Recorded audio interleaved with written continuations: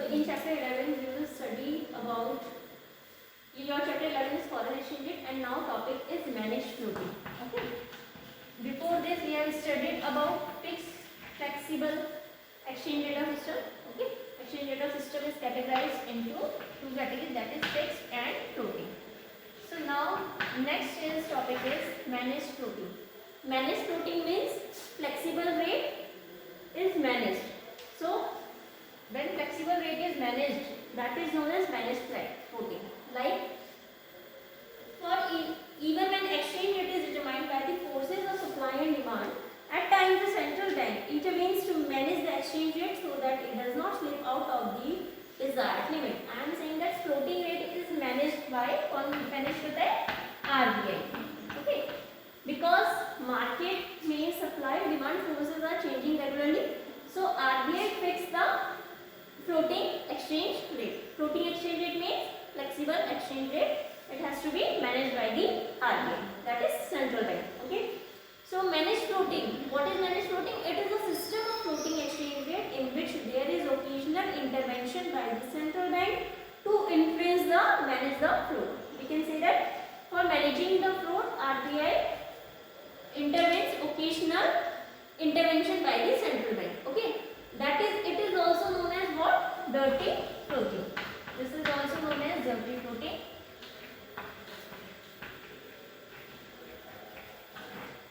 Other name for managed floating is dirty floating. Okay. So I am saying that central bank manages the floating exchange rate system. So how does the central bank exercise its influence on the float or market exchange rate? How it can be possible? It is through the sale and purchase. Sale and purchase of what? Foreign currency. By the process of selling and purchasing of foreign currency, RBI manages the floating exchange rate system. Okay. When the exchange rate, suppose I am saying that US dollar needs to be reduced. RBI needs, it should be reduced. So central bank releases the supply of US dollar in the foreign exchange market. It means जैसे जैसे US dollar कम होता रहेगा वैसे वैसे हमारा क्या होगा, RBI को सप्लाई भी क्या करनी पड़ेगी, कम करनी पड़ेगी. It should also be decrease. If US dollar price will be increased, that is foreign exchange, it should be increased. So supply should also be increased. Okay, because supply is positively related to the supply of the foreign currency. ठीक है ना, foreign currency की जो price होता है और supply of foreign currency they both are positively related. Positively related means they both move in the same direction. Okay, if I am saying that they are inversely related, inversely related is in the case of demand. Okay, when demand of foreign currency is increasing, then if exchange rate of foreign currency is increasing, then its demand will be decreasing, and if its price will be decreasing, then its demand will be increasing. So demand will be positively inversely related to the exchange rate, but supply is positively related to the exchange rate. Is it clear?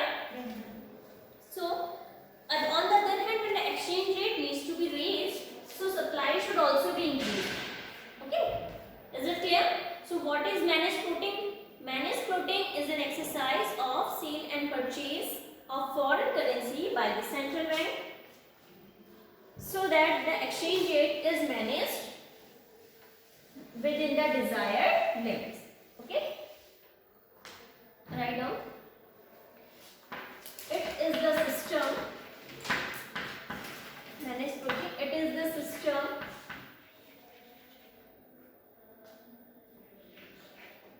to exercise of sale and purchase of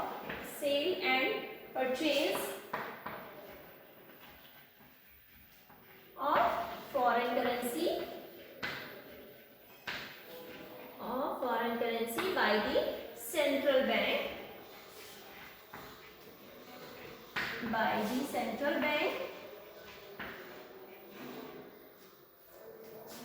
by the central bank so that exchange rate is managed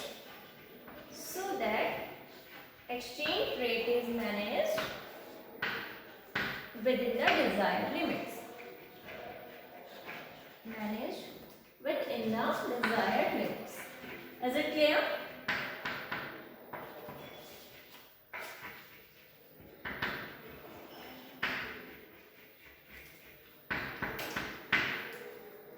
Done? Is it clear? Now next heading is components of demand for foreign exchange, that is foreign currency. Write down. Components of demand for foreign exchange. In bracket you have to write foreign currency.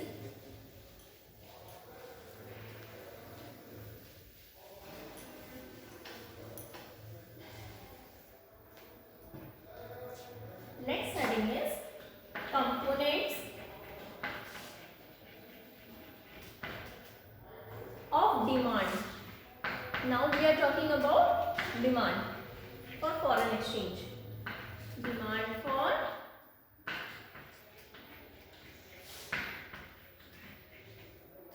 foreign exchange.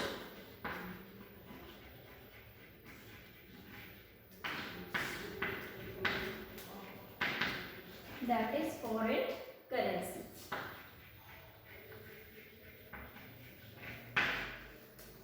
Or you can say why foreign exchange is demanded.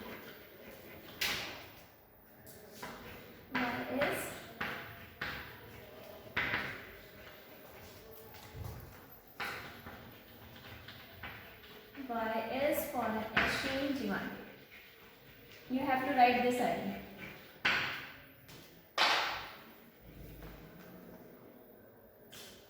That is, what is the need for foreign exchange? Why it should be demanded? Okay. So you can say that what are the components of demand for foreign exchange? When we are demanding for foreign exchange, so what are the components of it? Okay. So foreign exchange is demanded for various purposes. Basically, it is demanded for making payments to rest of the world. When we have to make payments to rest of the world, we need foreign exchange. Okay. Each type of payment constitutes a component of demand for foreign exchange.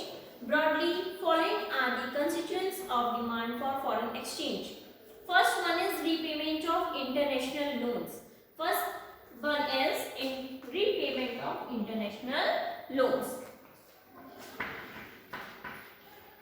Repayment of international loans. You have to write it.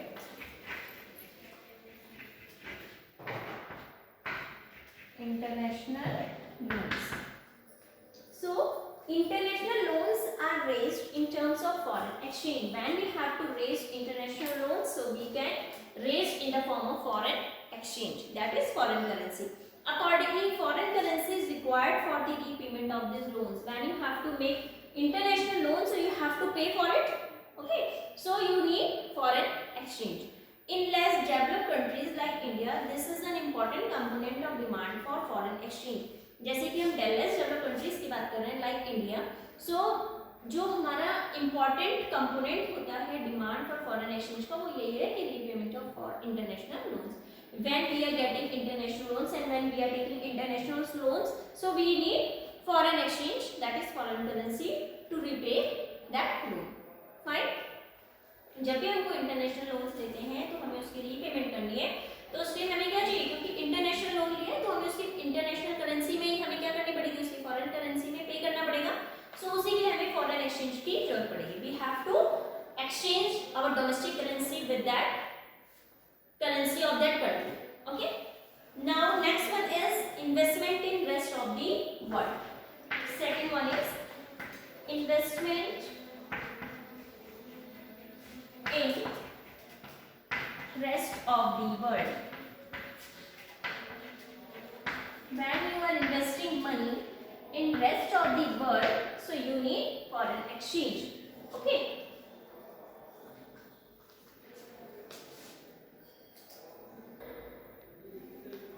Now next topic is investment in rest of the world. Okay.